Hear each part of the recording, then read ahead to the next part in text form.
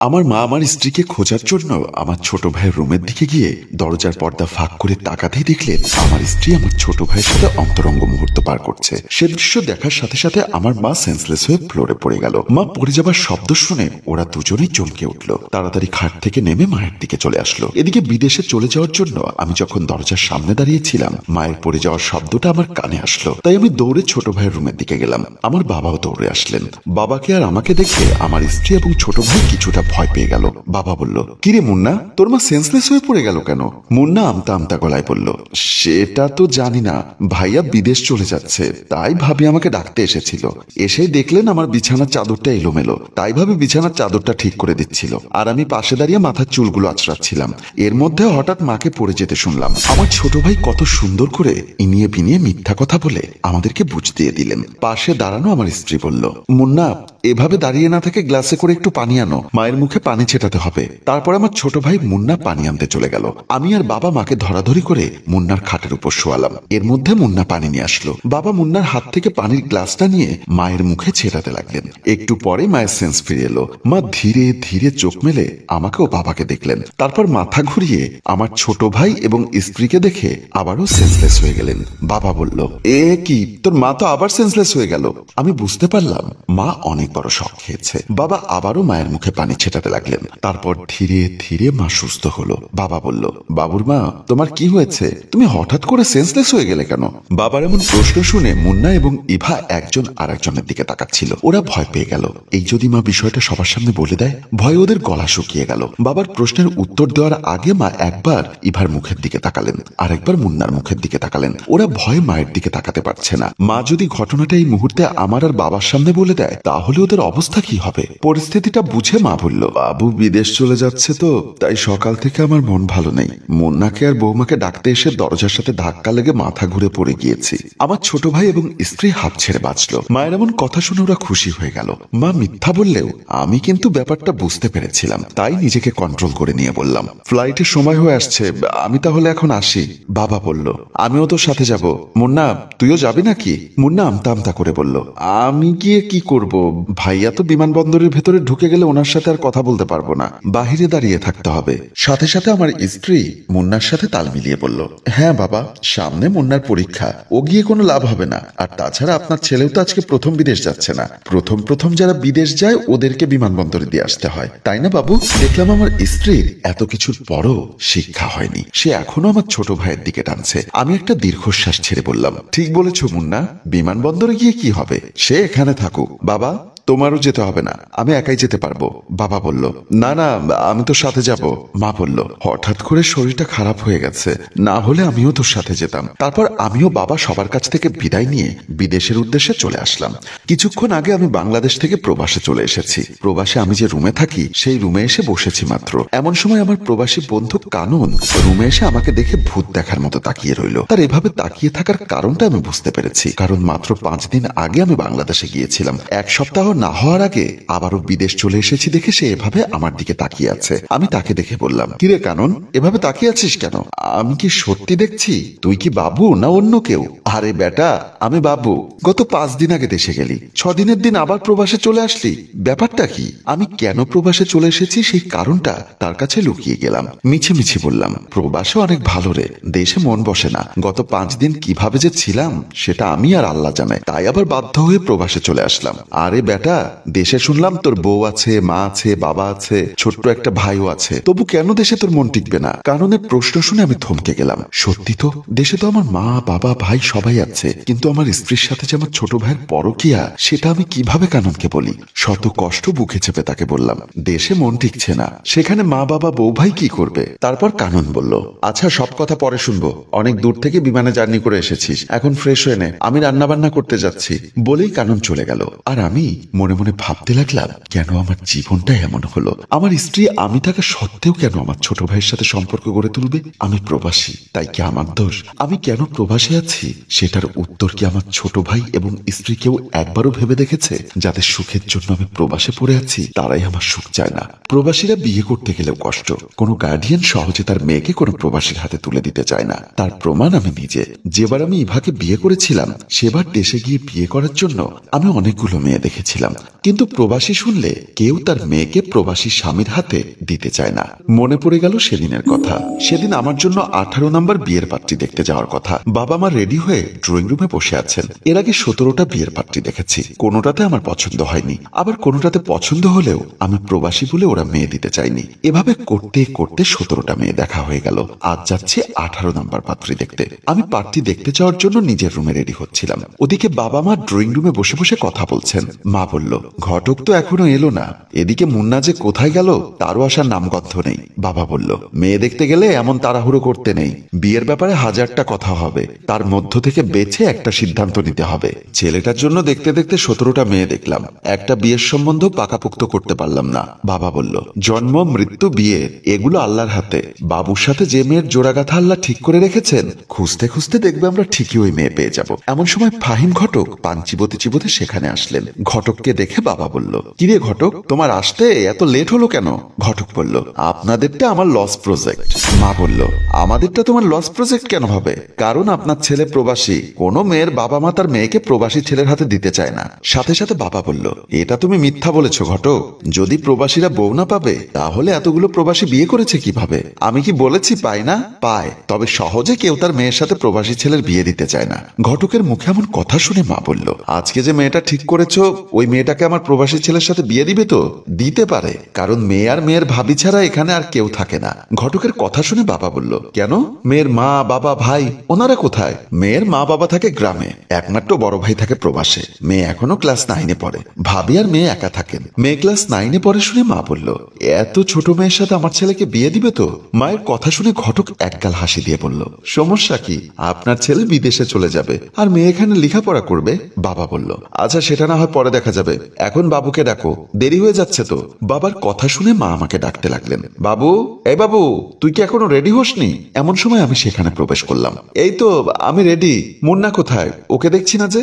মা বলল, ওর কি আর কোনো ঠিক ঠিকানা আছে? তুই বিদেশ থেকে টাকা পাঠাস আর ও পড়ার নাম করে সেই টাকা দিয়ে বন্ধু বান্ধব নিয়ে হই হুল্লোড় করে বেড়ায়। বাবা বলল, আহা ওসব কথা এখন বাদ দাও, ওকে ডাকো, ওর বড় ভাইয়ের জন্য মেয়ে দেখতে যাচ্ছি, ও কি সাথে যাবে না?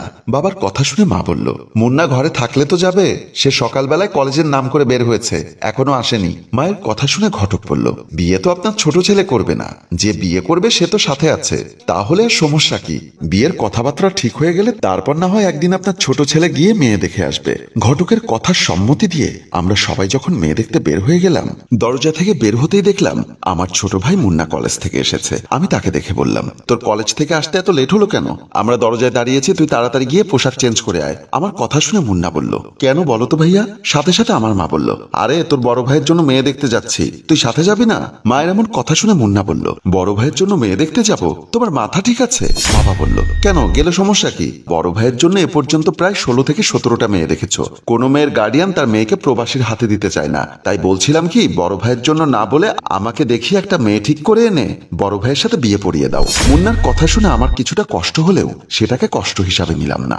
ঘটক বলল, এইবার ইনশাল্লাহ হয়ে যাবে, তোমার যদি যেতে মন চায় তাহলে চলো, না হলে আমরা বের হলাম।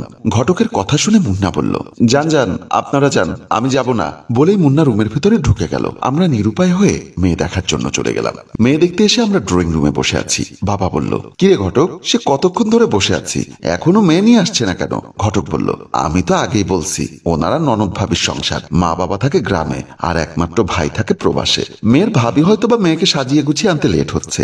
এমন সময় দেখলাম মেয়ের হাতে নাস্তার ট্রে নিয়ে ভাবি মেয়েকে নিয়ে আসছে। আমাদের সামনে এসে নাস্তার ট্রেটা টি টেবিলের উপর রেখে মেয়ে সবাইকে সালাম দিলেন, আসসালামু আলাইকুম। আমরা সবাই সালামের জবাব দিলাম। মা বলল, বসো মা, বসো। তোমার নাম কি মা? জি, আমার নাম মোর্শেদ বিনতে রোশনি। মা বলল, মাশাআল্লাহ, সুন্দর নাম। তা মা, তুমি কোন ক্লাসে লেখাপড়া করো? মেয়েটি লাজুক লাজুক কণ্ঠে বলল, আমি এবার ক্লাস 9-এ উঠেছি। সাথে সাথে মেয়ের ভাবি বলল, ও এবার ক্লাস 9-এ উঠলে কি হবে, ওর বয়স 19 চলে, তাই বিয়েতে কোনো বাধা হবে না। ভাবির মুখে কথাগুলো শুনে আমি আর চোখে মেয়েটির দিকে তাকাচ্ছিলাম, মেয়েটিও আমার দিকে তাকাচ্ছিল। বাবা বলল, মাশাআল্লাহ, মেয়ে আমাদের পছন্দ হয়েছে। বিয়ের কথাবার্তা কি আপনি বলবেন নাকি আপনার শ্বশুর শাশুড়ি মেয়ের বাবা মা আসবে? বাবার মুখে এমন কথা শুনে মেয়ের ভাবি বলল, প্রাথমিক কথাবার্তা আমি বলবো, তারপর বিদেশে আমার স্বামীকে জানাবো। ওনার সিদ্ধান্ত অনুযায়ী গ্রাম থেকে আমার শ্বশুর শাশুড়ি এসে ফাইনাল কথা বলবে। আমার মা বলল, তাতে আমাদের কোনো আপত্তি নেই, তবে মনে রাখতে হবে আমাদের হাতে সময় আছে মাত্র 3 মাস। যত তাড়াতাড়ি বিয়েটা হয় ততই মঙ্গল। মায়ের কথা শুনে মেয়ের ভাবি বলল, 3 মাস কেন? ছেলের কি কোনো সমস্যা আছে? বাবা বলল, আমাদের ছেলে বিদেশে থাকে তো 6 মাসের ছুটি নিয়ে দেশে এসেছে। এর মধ্যে মেয়ে দেখতে দেখতে 3 মাস চলে গেছে, তাই আমরা চাচ্ছি বাকি 3 মাসের মধ্যে ওকে বিয়েটা করিয়ে দিতে। বাবার মুখে এমন কথা শুনে সাথে সাথে মেয়ের ভাবি বলল, অসম্ভব, আমার ননদকে আমি কোনো প্রবাসী ছেলের সাথে বিয়ে দিব না। কেন? প্রবাসীরা কি মানুষ না? মানুষ, কিন্তু প্রবাসীর সাথে বিয়ে হলে একটা মেয়ের যে কত প্রশ্নের সম্মুখীন হতে হয়, কত যন্ত্রণা ভোগ করতে হয়, সেটা আমার চেয়ে বেশি কেউ জানে না। আমার স্বামী প্রবাসে থাকে, তাই প্রবাসীর বউয়ের যন্ত্রণা আমি বুঝি। তাই আমি সিদ্ধান্ত নিয়েছি আমার ননদকে আমি কোনো প্রবাসীর হাতে দিব না। আপনারা দয়া করে চলে যান। বলেই মেয়ের ভাবি মেয়েকে নিয়ে রুমের ভেতরে চলে গেল। আমার মনটা হতাশায় ভেঙে গেল। আমরা প্রবাসীরা রেমিটেন্স যোদ্ধা, আমাদের পাঠানো রেমিটেন্সে দেশের অর্থনীতিতে বড় ভূমিকা রাখে, কিন্তু সেই প্রবাসীরা জীবনের প্রতিটি পদে পদে তুচ্ছ-তাচ্ছিল্যের শিকার হয়। ঘটক আমাদের দিকে তাকিয়ে বলল, গেল তো, এ বিয়েটাও গেল। আমি আর আপনার প্রবাসী ছেলের জন্য মেয়ে দেখতে পারবো না। ঘটকের কথা শুনে মা বলল, ঘটক, তুমি যদি ভেঙে পড়ো তাহলে আমাদের অবস্থা কি হবে? ঘটক, তুমি এমন একটা মেয়ে দেখো, প্রয়োজনে মেয়ের বাবাকে টাকা দিয়ে মেয়েকে কিনে আনবো, তবু আমি এ সপ্তাহের মধ্যে আমার ছেলেকে বিয়ে করাতে চাই। বাবার এমন কথা শুনে ঘটক বলল, আমার হাতে একটা মেয়ে আছে, মেয়ের নাম ইভা। মেয়েটা বর্তমানে লেখাপড়া করছে। এই পৃথিবীতে মেয়েটার মামা ছাড়া আর কেউ নেই, কিন্তু সেখানেও একটু সমস্যা আছে। মা বলল, কি সমস্যা? মেয়ের মামা যার কারণে ওনার স্ত্রী পর্যন্ত ওনাকে ছেড়ে চলে গেছে। মামা ভাগ্নির সংসার, সাইফুল মদতি বললে ওই এলাকার সবাই চিনে। মামার কারণে মেয়েটার বিয়ে হচ্ছে না। আপনারা চাইলে আমি এখনই আপনাদেরকে ওই মেয়ে দেখাতে পারবো। ঘটকের কথা শুনে বাবা বলল, তাহলে দেরি করছো কেন? এক্ষুনি আমাদেরকে ওখানে নিয়ে চলো। আমি মনে মনে ভাবলাম, হায় রে প্রবাসী, তুই এত হতভাগা, শেষ পর্যন্ত তোর কপালে জুটছে মদতির ভাগ্নি। তারপর আমরা সবাই ওই মেয়েকে দেখতে মেয়ের মামার বাড়িতে চলে গেলাম। মেয়ের মামার বাড়িতে ড্রয়িং রুমে এসে বুঝতে পারলাম ওদের অবস্থা অতটা ভালো না। আমাদেরকে ড্রয়িং রুমে কয়েকটা প্লাস্টিকের চেয়ারে বসতে দিলেন। ঘরে তেমন আসবাবপত্রও নেই। মনে মনে ভাবলাম, মামার বাড়ি দিয়ে আমি কি করব? মেয়েটা আমার পছন্দ হলেই হলো। তাছাড়া ঘটক তো বলেই দিয়েছে মেয়ে এখনো পড়ালেখা করে, দেখা যাক কপালে কি আছে। এমন সময় দেখলাম মেয়ের মামা মেয়েকে নিয়ে আমাদের সামনে আসলেন। মাশাআল্লাহ, মেয়েকে এক পলক দেখেই আমার পছন্দ হয়ে গেল। মেয়ে আমাদেরকে সালাম দিয়ে আমার পাশের চেয়ারে বসলেন, কিন্তু মেয়ের মনে হয় আমাকে পছন্দ হয়নি। তার মুখ কালো দেখে আমি এটা উপলব্ধি করলাম। আমি আমার মা বাবার চেহারা দেখে বুঝতে পারলাম ওনাদেরও মেয়েকে পছন্দ হয়েছে। মা আমার কানে কানে বলল, কিরে বাবু, মেয়ে কি তোর পছন্দ হয়েছে? হয়েছে মানে? এ যাবৎকাল যতগুলো মেয়ে দেখেছি সবগুলোর চেয়ে এই মেয়ে বেশি পছন্দ হয়েছে। আলহামদুলিল্লাহ। তারপর মা বাবা দুজনে মিলে মেয়ের মামার সাথে কথা বলে আমাদের বিয়ে ফাইনাল করতে লাগলেন। আমি বারবার আর চোখে মেয়ের দিকে তাকাচ্ছি। মেয়ে কিন্তু একটিবারের জন্য আমার দিকে তাকাচ্ছে না, হয়তোবা লজ্জা পাচ্ছে। এর মধ্যেই মা বাবা মেয়ের মামার সাথে কথা বলে আমাদের বিয়ে ফাইনাল করে ফেলেছেন। মাকে দেখলাম হাতের আংটি খুলে মেয়েকে পরিয়ে দিচ্ছে। মেয়ে মন খারাপ করে থাকলেও আংটি পড়তে বাধা দিল না, তাই বুঝতে পারলাম মেয়েও এই বিয়েতে রাজি আছে। যথারীতি আমার আর ইভার বিয়েটা হয়ে গেল। ইভা বউ সেজে বাসর ঘরে বসে আছে। আমি লজ্জায় বাসর ঘরে ঢুকছি না, আমাদের রুমের দরজার সামনে দাঁড়িয়ে আছি। পায়চারি করছি আর মনে মনে ভাবছি, জীবনে কোনোদিন কোনো মেয়ের হাত পর্যন্ত স্পর্শ করিনি, এখন বাসর ঘরে গিয়ে বিড়াল মারবো কিভাবে? এমন সময় দেখলাম আমার ছোট ভাই মুন্না এসে বলল, ভাইয়া, তুমি বাসর ঘরের দরজার সামনে দাঁড়িয়ে আছো কেন?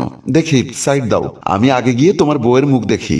এখানে একটা কথা বলে রাখি, আমার ছোট ভাই মুন্না আমার স্ত্রীকে এখন পর্যন্ত দেখেনি, কারণ গতকাল ইভাকে দেখে আমার পছন্দ হয়েছিল। তাই আজ সকালে কাজী অফিসে গিয়ে আমরা বিয়েটা করে ফেললাম। মুন্নার ভার্সিটিতে পরীক্ষা ছিল, তাই সে আমাদের সাথে যেতে পারেনি এবং মেয়ের মুখটাও সে দেখেনি। মুন্না বলল, কি হলো ভাইয়া, তুমি কি ভাবছো? কিছু না। শোনো ভাইয়া, তুমি এখানে দাঁড়িয়ে থাকবে, আমি আগে গিয়ে ভাবিকে দেখবো এবং কথা বলবো, তারপর তোমাকে ডাকলে তুমি ঢুকবে, ওকে? আচ্ছা ঠিক আছে, যা। মুন্না আমাকে পাশ কাটিয়ে বাসর ঘরে ঢুকে গেল। আমি আবারও পায়চারি করতে লাগলাম। মনে মনে ভাবতে লাগলাম, এজন্যই বুঝি মানুষ বলে সবুরে মেওয়া ফলে। এতগুলো মেয়ে দেখেছি, কিন্তু ইভার মতো সুন্দরী মেয়ে একটাও দেখিনি।